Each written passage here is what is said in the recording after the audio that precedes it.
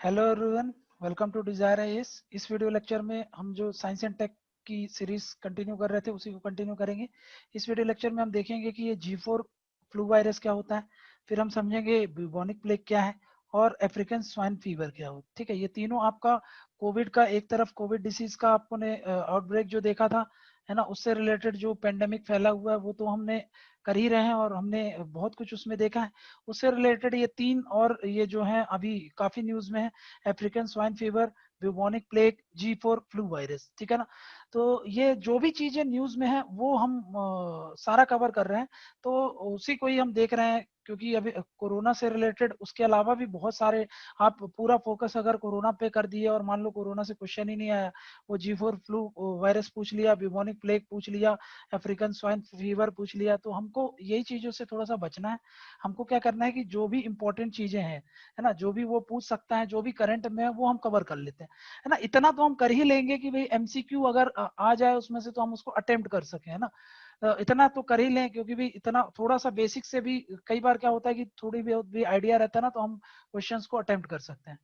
तो उसी के आधार पर देख लेते हैं क्या है। पहला पहला देखते हैं, ये G4 फ्लू वायरस है। ठीक है ना, अब ये G4 फ्लू वायरस है, तो क्या लिखा है यहाँ पर, फ्लू है, तो मतलब ये कौन सा वायरस होगा, तो आपको समझ में आ जाना, ये एक तरीके का इन्फ्लुएंजा वायरस है। ठीक है ना, तो अब ये समझना है ये इन्फ्लुएंजा वायरस क्या है, तो आपको यही पता होना चाहिए जो आपने पढ़ा था H1N1 फ्लू जो पढ़ा था, है ना, जिसको हम क्या बोलते हैं, जिसको हम बोलते हैं स्वाइन फ्लू। ठीक है ना, स्वाइन फ्लू, तो ये वही है, स्वाइन फ्लू ही है, बस उसी का एक स्ट्रेन है ना। स्ट्रेन मतलब जो वो वाला जो वायरस है उसने अपना जो जेनेटिक मेकअप है उसको चेंज कर लिया है। तो अब जो ये नया चेंज मॉडिफाइड वर्जन है किसका, H1N1 फ्लू का, उसी को ही क्या बोल दे रहे हैं हम, G4 फ्लू वायरस। ठीक है ना, तो G4 फ्लू क्या है तो आप समझ गए, और जो इसको कॉज करता है जो वायरस, तो उसको बोल देते हैं हम G4 फ्लू वायरस, है ना। ये नया स्ट्रेन है, याद रख लेना, नया स्ट्रेन है ये, न्यूली जो इमर्ज स्ट्रेन है, काहे का, इन्फ्लुएंजा वायरस का। इन्फ्लुएंजा वायरस का नया स्ट्रेन है जो चाइनीज पिग्स को अभी इन्फेक्ट कर रहा है। तो जिसके पास इतना पोटेंशियल है कि वो आपको पेंडेमिक को ट्रिगर कर सकता है, तो वहीं से ये न्यूज में आ जाता है क्या, G4 फ्लू वायरस। मतलब क्या बोल रहा है ये, जो H1N1 फ्लू है जिसको हमने 2009 में पेंडेमिक डिक्लेयर किया था, इसको पेंडेमिक डिक्लेयर किया गया था, ठीक है ना, इसको 2009 में, उसी का ही मॉडिफाइड वर्जन, उसी का ही एक नया स्ट्रेन देखने को मिल रहा है जिसको हम क्या बोल रहे हैं, G4 फ्लू वायरस बोल रहे हैं। और जो फ्लू है उसका नाम क्या है, G4 फ्लू, और जो वायरस इसको कॉज करता है उसको G4 फ्लू बोल रहे हैं। ठीक है ना, G4 फ्लू वायरस, ये अभी किसको ये इन्फेक्ट कर रहा है, अभी ये चाइनीज पिग्स, जो पिग्स हैं, है ना, उनको बहुत लार्ज स्केल में, मेन अभी ये अभी जो ये फैलना चालू हुआ है ना, ये आपका चाइनीज में देखने को मिल रहा है, जो चाइनीज पिग्स है उनमें ये चीज हमको देखने को मिल रही है एट प्रेजेंट। ठीक है, और ऐसा बिलीव किया जा रहा है कि भाई अभी ये क्या हो रहा है, अभी ये सिर्फ यहाँ के जो पिग्स हैं उनको इन्फेक्ट कर रहा है, लेकिन बहुत सारे साइंटिस्ट ने ये बताया है कि भाई इस वायरस के अंदर इतना पोटेंशियल है, इतना पोटेंशियल है कि भाई ये क्या कर सकता है, ह्यूमन टू ह्यूमन ट्रांसफर कर सकता है। अभी हमको केसेस उतने देखने को नहीं मिले हैं, बट फिर भी मैंने आपको बताया इसके अंदर इतना पोटेंशियल है। यहाँ पर ये जरूर लिखा है, it is not clear whether strain can transmit from one human to another, but मैंने आपको बताया बहुत सारे साइंटिस्ट ने वार्न किया है ना, साइंटिस्ट ने इसको लेकर के वार्निंग दे दी है ना, वार्निंग इशूड कर दी है। ये वार्निंग क्या इशू की है कि भाई इसके पास बहुत ज्यादा पोटेंशियल है ना, कि भाई वो एक पेंडेमिक आपको पेंडेमिक डिसीज को कॉज कर सकता है।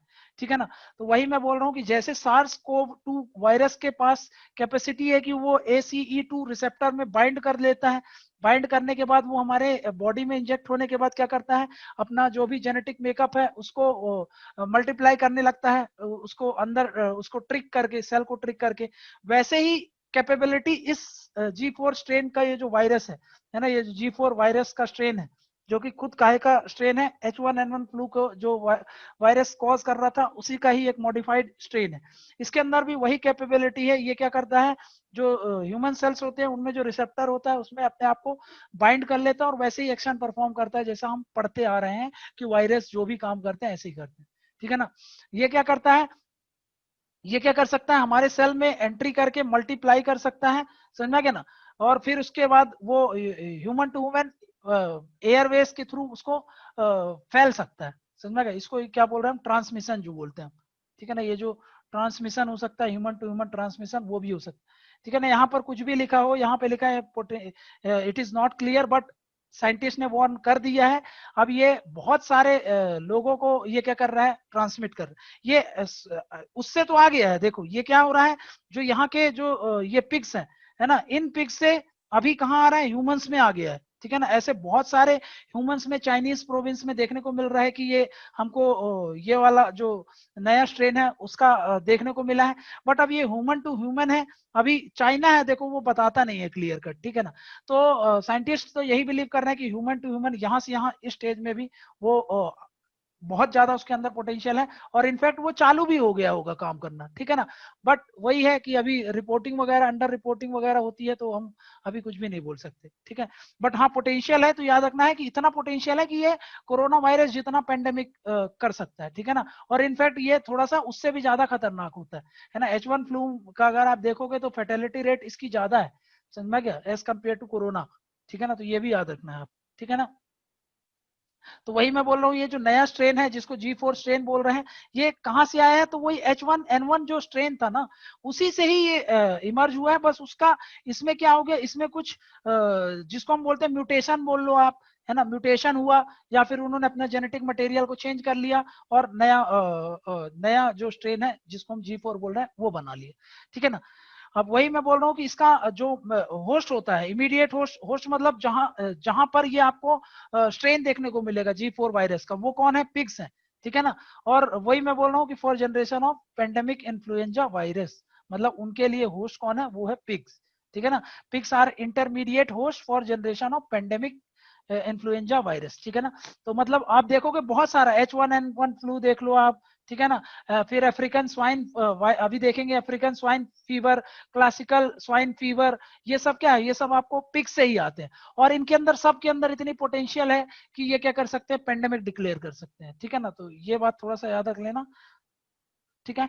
तो ये हमने देखा G4 फ्लू के बारे में। अब देखते हैं फ्लू पेंडेमिक क्या है। ये जो मैंने आपको पहले स्वाइन फ्लू देख लो। स्वाइन फ्लू क्या है, तो मैंने आपको बताया ये क्या है, एक तरीके की रेस्पिरेटरी डिसीज है, ठीक है ना। काहे की, पिग्स की जो कि काहे से होता है, तो H1N1 जो वायरस होता है उससे आपको ये देखने को मिलेगा, जिसको टाइप ए इन्फ्लुएंजा वायरस बोलते हैं, उससे ये स्वाइन फ्लू होता है। ये रेस्पिरेटरी डिसीज है। पिग्स में, ह्यूमन में आने के बाद, ये पिग्स से कहाँ में आता है, ह्यूमंस में आता है। ह्यूमंस में आने के बाद ये भी हमारे किस ऑर्गन को अफेक्ट करता है, तो ये भी याद रखना, रेस्पिरेटरी ऑर्गन को ही ये टारगेट करता है ना। रेस्पिरेटरी ऑर्गन को ही टारगेट करता है, रेस्पिरेटरी सिस्टम्स को ही टारगेट करता है, और उसको हमको उसके बाद हमारी डेथ हो जाती है, ठीक है ना, ठीक है, क्लियर है ना। तो ये बात थोड़ा सा याद रख लेना, स्वाइन फ्लू उसी का ही मॉडिफाइड वर्जन ये है आपका, ठीक। अब वही बोल रहा है, पिग्स क्या होते हैं, इमीडिएट होस्ट होते हैं किसके, पेंडेमिक जो भी इन्फ्लुएंजा वायरस होते हैं, ठीक है। इंटरमीडिएट होस्ट ये सब मैंने आपको बता ही दिया है, कोई आप इसमें मेन चीज जितना हमको पता होनी चाहिए वो हमने देख लिया, ठीक है ना, क्लियर है। तो ये देख लेना आप, ठीक है ना। तो यहाँ पर जो था वो हमने समझ लिया क्या है, G4 फ्लू वायरस। प्रीलिम के लिए क्या याद रखना है, G4 मतलब ये H1N1 का क्या है, उसी का ही एक स्ट्रेन है, ठीक है ना। अभी कहाँ से होता है, तो इसका होस्ट कौन होता है, तो स्वाइन होते हैं। स्वाइन मतलब पिग्स, ठीक है ना, पिग्स से ही आता है, ठीक है ना। ये एक तरीके के जूनोटिक डिसीज है। जूनोटिक मतलब एनिमल से कहीं में आता है, ह्यूमंस में आता है। प्रीलिम में इतनी बात याद रखो, आपका काम हो जाएगा, ठीक है। क्या, H1N1 स्ट्रेन का ही है, स्वाइन पिग से आता है, जूनोटिक डिसीज है, ठीक है ना। तो और ये फ्लुएंजा डिसीज है एक तरीके की। फ्लुएंजा क्या होता है, तो मैंने आपको बताया रेस्पिरेटरी जो ऑर्गन होते हैं, रेस्पिरेटरी सिस्टम होते हैं, उनको टारगेट करता है ये, ठीक है। तो इतनी बात आप किसमें याद रखोगे, G4 फ्लू वायरस, ठीक है ना। कहाँ से फैल रहा है प्रेजेंट, इसका तो मैंने आपको बता ही दिया कि कहाँ से, चाइना से, जो चाइनीज पिग्स हैं उनको बहुत ज्यादा अफेक्ट करा है। उससे क्या हो गया, पिग से ह्यूमन ट्रांसमिशन भी हमको देखने को मिलता है, ठीक है। इतनी बात इंफॉर्मेशन आपके पास पता होनी चाहिए। नेक्स्ट देखना है क्या, bubonic plague. Bubonic plague news में था, ठीक है ना। अब ये क्या, ब्यूबोनिक प्लेग क्यों न्यूज में था, अभी देखेंगे, क्लियर है ना। लेकिन सबसे पहले हमको क्या समझना है, ये प्लेग क्या होता है। प्लेग आपको याद रखना है एक तरीके का इन्फेक्शियस डिसीज होता है। अब ये काहे से होता है, तो याद रखना ये प्लेग जो होता है वो बैक्टीरिया से होता है ना, बैक्टीरिया से होता है, ठीक है, प्लेग ले लो, न्यूमोनिया ले लो। न्यूमोनिया आपको, न्यूमोनिया जो होता है ना वो वायरस से भी होता है, वायरस से भी होता है और बैक्टीरिया से भी होता है, ठीक है ना। मेनली ज्यादातर जो न्यूमोनिया है वो काहे से होते हैं, बैक्टीरिया से होता है ना इसमें। लेकिन अभी आपको मैं बता रहा था कि भाई ये जो कोविड अभी आप निमोनिया देखने को मिलता है, ठीक है ना। तो कोविड निमोनिया भी देखने को मिलता है। ये काहे से होता है कोविड, तो आपको पता है, ये तो आपका उससे होता है, वायरस से होता है। तो ये कोविड न्यूमोनिया भी अभी न्यूज में चल रहा है, वो काहे से होता है, तो कोरोना वायरस के कारण जो न्यूमोनिया होता है उसको हम क्या बोल देते हैं, कोविड न्यूमोनिया, ठीक है। तो ये याद रखना है आपको, सबसे पहले काहे से होता है, तो बैक्टीरिया से होता है। यही है सबसे पहला पॉइंट जो सबसे पहला आपका एमसीक्यू में अगर इजी बनता है तो यही दे देंगे कि ये प्लेग काहे से होता है, तो ये बैक्टीरिया से होता है, वायरस से नहीं होता। पहली बात तो ये पता होनी चाहिए। ये इन्फेक्शियस डिसीज है, मतलब स्प्रेड होगा, है ना, ये स्प्रेड होगा एक पर्सन से दूसरे पर्सन, और उसके बाद जो भी फॉलो ऑन होगा वो किया जाता है, ठीक है ना। ये काहे से स्प्रेड होता है, पहले तो ये आता कहाँ से बैक्टीरिया, तो इनके जो होस्ट होते हैं वो कौन होते हैं, वो रोडेंट्स होते हैं, ठीक है ना। वो कुछ अदर एनिमल्स हो सकते हैं, समझ में आ गया। इनसे ह्यूमंस में आता है, फिर ह्यूमन से ह्यूमन ट्रांसमिशन होता है, ठीक है ना, ह्यूमन से ह्यूमन ट्रांसमिशन होता है, ठीक है। तो प्लेग क्या है, तो हमने समझा कि ये एक इन्फेक्शियस डिसीज है। काहे से होता है, तो ये आपका लिखा हुआ है कि यर्सीनिया पेस्टिस बैक्टीरिया। इससे ये बैक्टीरिया का नाम याद रख लेना आप, ठीक है ना। क्योंकि कई बार क्या होता है, वो आपको एमसीक्यू में दे देंगे कि इस वायरस के कारण होता है, ये इस बैक्टीरिया के कारण होता है, तो याद रख लेना, ठीक है ना। तो ये काहे के कारण होता है, तो बैक्टीरिया, और नाम क्या है उसका, तो यर्सीनिया पेस्टिस बैक्टीरिया, ठीक है ना। अब ये जो प्लेग होते हैं ना, ये प्लेग आपके 3 तरीके के होते हैं, यहाँ पे देखो। ये जो प्लेग होगा, प्लेग क्या है, पहले बात मैंने बताया, इन्फेक्शियस डिसीज है ये, है ना, इन्फेक्शियस डिसीज है। किससे होता है, तो आपको पता होना चाहिए ये काहे से होता है, ये बैक्टीरिया से होता है, ठीक है ना। बैक्टीरिया के कारण जो इन्फेक्शियस डिसीज होता है, आते कहाँ से हैं, तो ये एक तरीके का समझ लो जूनोटिक है ना। जूनोटिक है, मतलब ये कहाँ से आता है, तो एनिमल से ही आ रहा है आप, ठीक है, एनिमल से हमारे में स्प्रेड हो रहा है, ठीक है। अब ये प्लेग क्या है, 3 तरीके के प्लेग बताया मैंने आपको, ब्यूबोनिक प्लेग, न्यूमोनिक प्लेग और सेप्टिसेमिक प्लेग, ठीक है। ये 3 तरीके के प्लेग हैं। अब इन तीनों में क्या डिफरेंस है ये आपको समझना है। एक क्या करेगा, यहाँ पे देखो, एक ये जो न्यूमोनिक लिखा है, तो ये याद रखना है आपको, लंग्स को अफेक्ट करता है, मतलब ये किसको टारगेट करता है, ये बात सबसे इंपॉर्टेंट होती है जो पहली बता रहा हूं आपको, ठीक है ना। ये क्या है, ये बोलता है कि ये टारगेट करेगा किसको, ये टारगेट करता है रेस्पिरेटरी सिस्टम को, है ना, ये रेस्पिरेटरी सिस्टम को टारगेट करता है। वहीं पर मैं आपसे बात करूं, सेप्टिसेमिक जो प्लेग होता है, ये काहे को अटैक करता है, तो ये आपको याद रखना है, ये टारगेट करता है काहे को अटैक करता है, तो ये टारगेट करता है हमारा जो सर्कुलेटरी सिस्टम होता है ना, सर्कुलेटरी सिस्टम, है ना, ब्लड वाला जो होता है, ठीक है ना। सर्कुलेटरी सिस्टम, जो ब्लड सर्कुलेशन और ये जो हार्ट वगैरह, ये सारा जो आर्टरीज वेन्स काम करती हैं, इनको टारगेट करता है, ठीक है ना। तो सर्कुलेटरी सिस्टम को ये टारगेट करता है। वहीं पर अगर मैं बात करूं ब्यूबोनिक प्लेग, तो ये काहे को हमारा जो लिम्फेटिक सिस्टम होता है उसको अटैक करता है, ठीक है ना। तो पहला क्या, रेस्पिरेटरी सिस्टम को अटैक करता है। ब्यूबोनिक प्लेग काहे को अटैक करता है, लिम्फेटिक नोड्स को, मतलब लिम्फेटिक सिस्टम याद रखो, जो लिम्फेटिक सिस्टम हमारी बॉडी के अंदर होता है उसको टारगेट करता है। वहीं पर आपको सेप्टिसेमिक जो प्लेग होता है वो काहे को अटैक करता है, वो अटैक करता है हमारा सर्कुलेटरी सिस्टम को, ठीक है ना। ये सबसे जल्दी किल करता है, ठीक है ना, kills faster than bubonic plague. Bubonic plague कितने दिन में मार देता है, तो भाई यहाँ पर आपको लगभग 5 दिन के अंदर आपकी फर्टिलिटी हो सकती है। वहीं पर यहाँ पर 3 दिन के अंदर आपकी मतलब 3 दिन तक का टाइम रहता है आपको उस बचने का, ठीक है। और यहाँ पर क्या बोल रहा हूँ, ये ब्यूबोनिक प्लेग से फास्ट अटैक करता है। ये 5 दिन के लगभग टाइम पीरियड दिया है, इसके लिए लगभग 3 दिन का टाइम पीरियड दिया है। अब देखो ये कैसे होता है, ये रेस्पिरेटरी सिस्टम है, तो ये आपका ये ब्रीदिंग सिस्टम को अफेक्ट करता है, ये मैंने आपको बता ही दिया, मतलब रेस्पिरेटरी सिस्टम को अफेक्ट करता है, ठीक है ना। वहीं पर बताओ ये आपको कैसे होगा, कि भाई किसी ने स्नीज कर दिया, तो आपने उसको इनहेल कर लिया, तो आपको क्या हो जाएगा, न्यूमोनिक जो प्लेग है वो हो सकता है, ठीक है ना। बस फर्क इतना है, क्या सबसे कॉमन चीजें क्या है, कि भाई ये सब के सब काहे के कारण हो रहा है, बैक्टीरिया के कारण हो रहा है, ठीक है ना। अब ये जो ब्यूबोनिक प्लेग है, इसी को ही जो मैंने अभी आपको बैक्टीरिया का नाम बताया है, वो ये इसी के लिए था, ब्यूबोनिक के लिए ही था, ठीक है।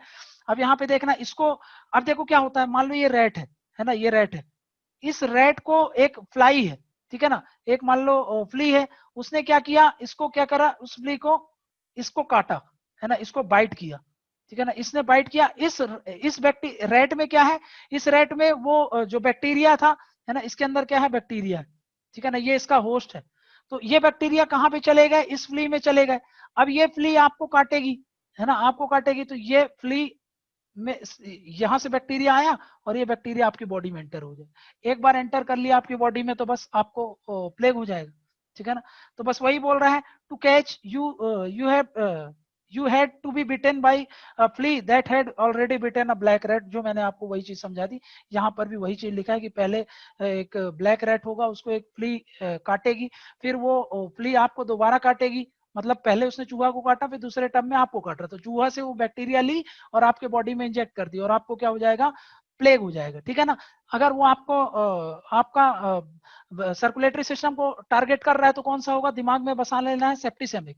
अगर वो आपका लिम्फेटिक सिस्टम को, लिम्फेटिक नोड्स को अफेक्ट कर रहा है और वहां पर स्वेलिंग हो रही है आपके लिम्फेटिक सिस्टम में, तो फिर उसमें क्या हो जाएगा, आप बता दोगे कि वो क्या है, वो ब्यूबोनिक प्लेग है, ठीक है ना। अगर वो आपका रेस्पिरेटरी सिस्टम को टारगेट कर रही है, उसको अटैक कर रही है, तो वहां पर आप क्या बोलोगे, वो क्या हो जाएगा, आपका लंग्स को टारगेट कर रही है, तो क्या बोलोगे आप कि भाई वो क्या है, न्यूमोनिक।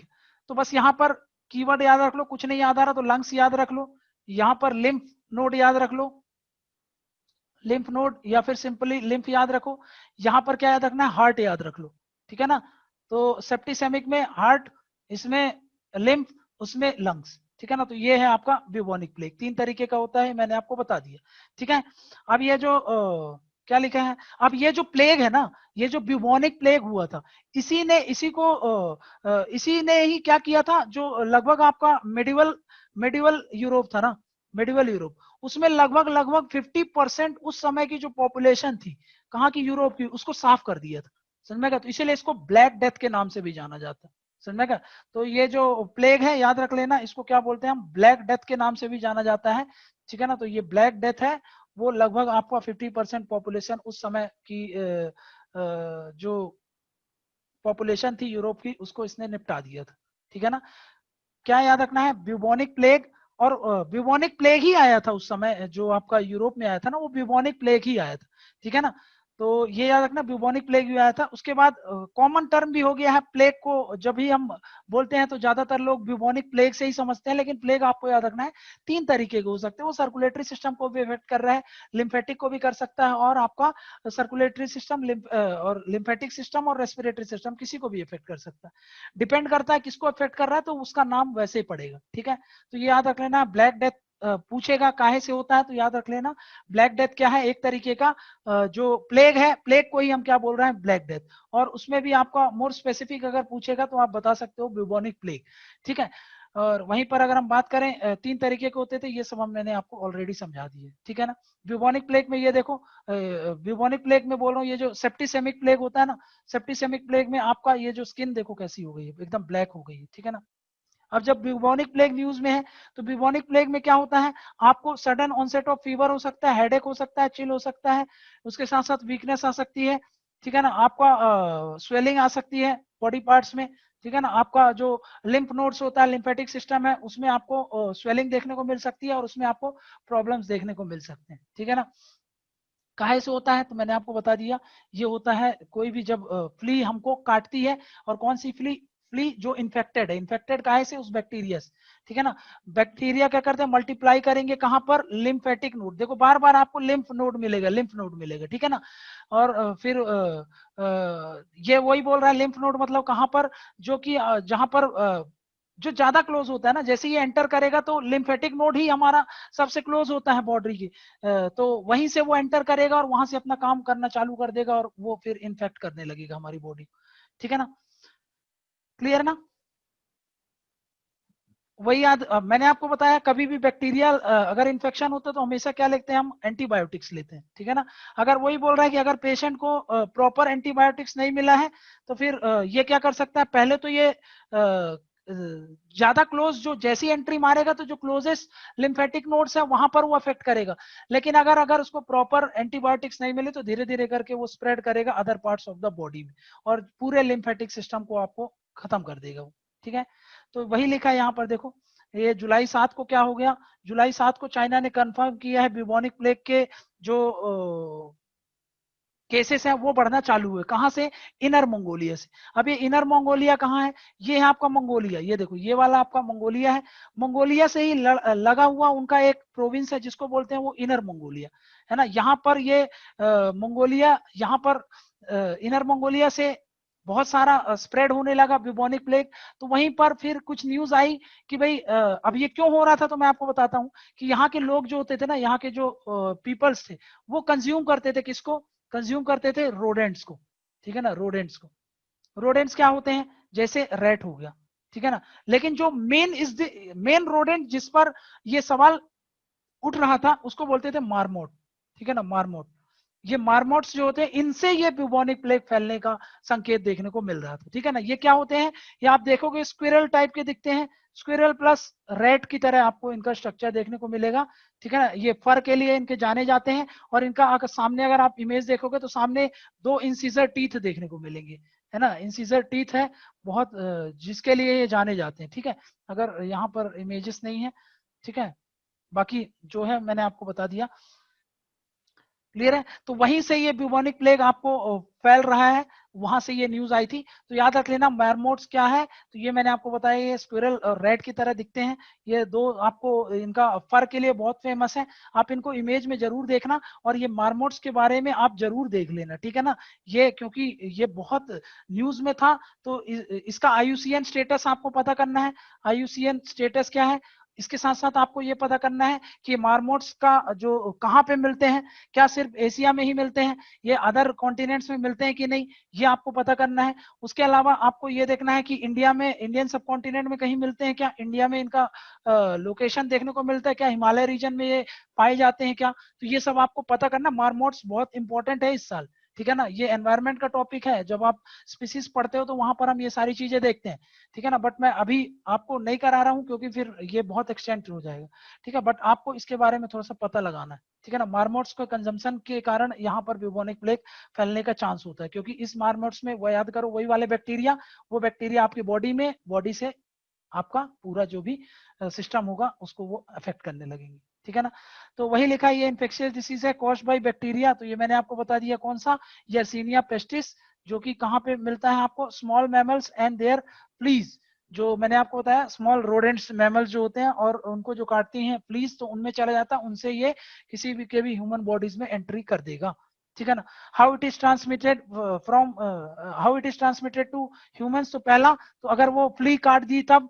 दूसरा क्या होता है, अगर आप किसी इन्फेक्टेड पर्सन से कांटेक्ट में आ गए तब, ठीक है ना। या फिर मान लो किसी पर्सन है, कोई पर्सन है वो स्नीजिंग वगैरह कर रहा है, और आप उससे जो उसकी रेस्पिरेटरी ड्रॉपलेट्स हैं उसके कांटेक्ट में आ गए, तो आपको ये चीजें देखने को मिल जाएगी, ठीक है ना। इन्फेक्शन पीरियड क्या है, 1 से 7 दिन में इन्फेक्शन हो जाता है। ट्रीटमेंट क्या है, तो मैंने आपको बताया एंटीबायोटिक्स, एंटीबायोटिक्स से आप ट्रीटमेंट कर सकते हो, ठीक है ना। पहले तो मिडिवल समय में ये सब था नहीं, इसलिए आधी पॉपुलेशन साफ हो गई थी। बट आजकल तो बहुत ज्यादा आपके पास एंटीबायोटिक्स है, तो आपको इतना डरने का जरूरत नहीं, ठीक है ना।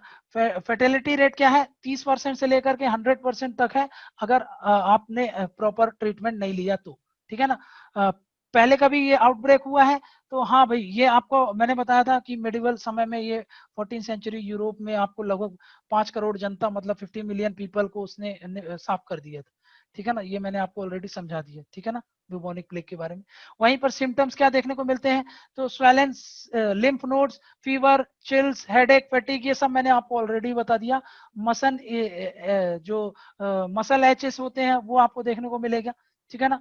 वही क्या लिखा है, untreated plague can be fatal, ये मैंने आपको भी बता ही दिया कि भाई आपको डेथ भी हो सकती है। ये अदर 2 तरीके के प्लेग के बारे में भी दिया है कि bacteria can invade the blood stream and cause the sewer, ये सब मैंने आपको बता दिया। वो बैक्टीरिया अगर आपका जो आपका सर्कुलेटरी सिस्टम को अगर डैमेज करने लगा, तो फिर क्या हो जाएगा, आपको सेप्टिसेमिक प्लेग हो जाएगा, ये आपको समझ में आ गया। फिर untreated bubonic plague can also progress into infection of the lungs causing pneumonic plague, समझ में गया ना। मतलब क्या होगा, हो सकता है आपको एक ही चीज हो, ठीक है ना, कि एक ही प्लेग हो, कौन सा, ये वाला, ठीक है ना। 3 तरीके के प्लेग है, न्यूमोनिक हो सकता है, ब्यूबोनिक हो सकता है, और सेप्टिसेमिक हो सकता है। वो डिपेंड करेगा कि उसका जो बैक्टीरिया है उसका किस ऑर्गन पर वो टारगेट कर रहा है, समझा गया। तो ये 3 तरीके के, ये सब हम क्यों बताते हैं, क्योंकि उसका टारगेट क्या है, किस एरिया में वो टारगेट करेगा, किस सिस्टम को टारगेट कर रहा है, उसके हिसाब से क्लासिफिकेशन करते हैं। और हो सकता है कि एक एट अ टाइम आपको तीनों तरीके के भी उसी में आपको देखने को मिल जाए, लेकिन ऐसा होता नहीं है जनरली, ठीक है ना। ये सेप्टिसेमिक प्लेग में मैंने आपको बताया, देखो ऐसा ब्लैक कलर का, ये आपको पूरा स्किन आपकी ऐसी हो जाती, ठीक है, ये बात थोड़ा सा याद रख लेना, ठीक है ना। तो ये हमने देख लिया ब्यूबोनिक प्लेग। अब देख लेते हैं अफ्रीकन स्वाइन फीवर।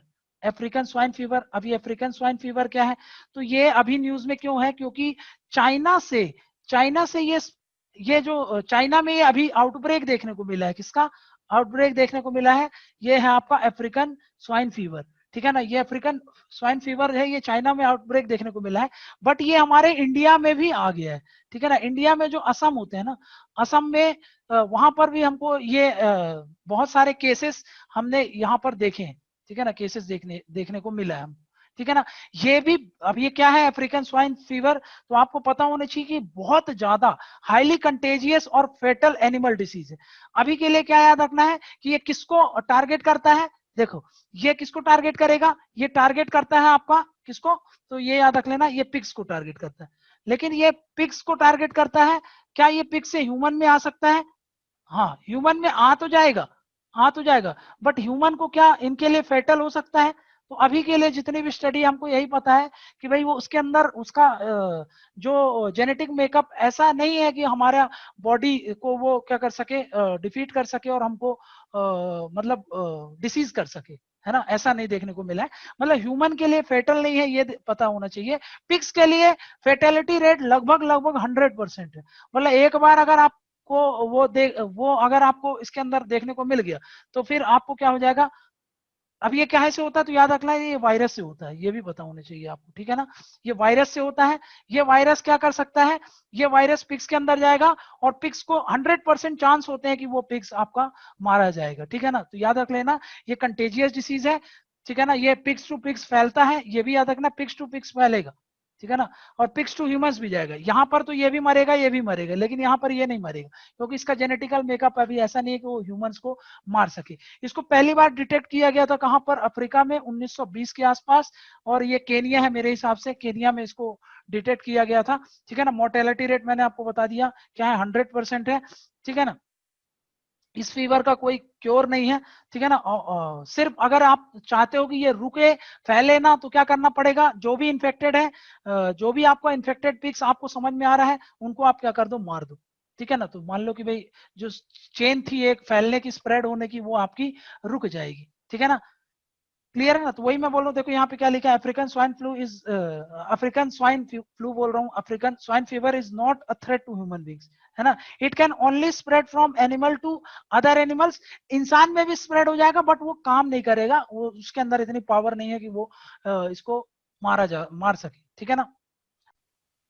अब देखो यहाँ पे ये जो लिखा हुआ है, ये जो अफ्रीकन स्वाइन फीवर डिसीज है ना, ये अफ्रीकन स्वाइन फीवर जो डिसीज है, इसको क्या किया है, लिस्ट किया गया है, लिस्टेड है ये, मतलब ये डिसीज को लिस्ट कर दिया गया है किसमें, ये टेरेस्ट्रियल एनिमल हेल्थ कोड है, ठीक है ना। ये कहा, ये हेल्थ कोड कौन मेंटेन करके रखता है, तो world organisation for animal health, ठीक है ना। अब ये world organisation for animal health क्या है, कि ये एक ऑर्गेनाइजेशन है, क्या करती है, जो कोऑर्डिनेट करती है, सपोर्ट करती है, इंटरेक्ट करती है, आप मतलब एक प्लेटफॉर्म है जिसमें कम्युनिकेट करते हैं आपस में कंट्री, फैसिलिटेट कराया जाता है जो एनिमल डिसीज होते हैं, जो एनिमल डिसीज कंट्रोल करने के लिए, है ना, एनिमल डिसीज कंट्रोल करने के लिए, डिसीज को कंट्रोल करने के लिए इनसे रिलेटेड जो भी इंफॉर्मेशन एक्सचेंज करना है ना, ताकि ये जो डिसीज होते हैं ये सारी स्प्रेड ना हो, समझ में गया। तो उसके लिए उन्होंने ये टेरेस्ट्रियल एनिमल हेल्थ कोड बना के रखा है, उसमें प्रॉपर स्टैंडर्ड्स गाइडलाइंस होते हैं, वो मेंटेन करना पड़ता है।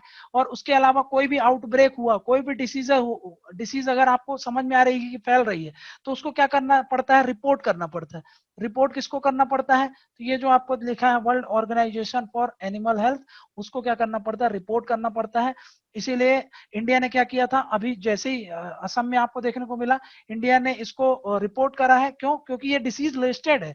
अगर ये कोई भी डिसीज जो है अगर लिस्टेड है काहे में, ये जो टेरेस्ट्रियल एनिमल हेल्थ कोड बना के रखा है, और उसमें जो बताया है कि अगर ये आउटब्रेक होता है ऐसी कोई डिसीज का, तो आपको इन्फॉर्म करना है। तो फिर आपको प्रॉपर आपका एक वो होता है कि एक मतलब समझो कि ड्यूटी है आपका, मतलब एक तरीके से आपका फर्ज है कि आपको वो रिपोर्ट करना पड़ेगा, ताकि ग्लोबल लेवल पर फैले ना, उसको जितना जल्दी से जल्दी हम कोऑर्डिनेट करें, कोऑपरेट करें आपस में नियर बाई कंट्रीज में, और उसको रोक सकें। ठीक है ना। तो इसीलिए इंडिया ने क्या कर दिया, इसको भी फिर रिपोर्ट किया गया था, किसको, OIE को। इसको चाइना ने भी रिपोर्ट किया था, फिर अभी रिसेंटली इंडिया ने भी इसको रिपोर्ट किया है। ठीक है ना। तो ये बेसिक चीजें हैं, थोड़ा सा आपको पता होनी चाहिए।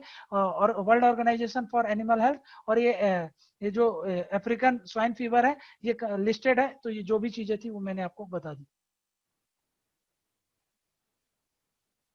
नेक्स्ट क्या बोल रहा हूँ, दो तरीके, देखो ये स्वाइन है, ठीक है ना, स्वाइन है।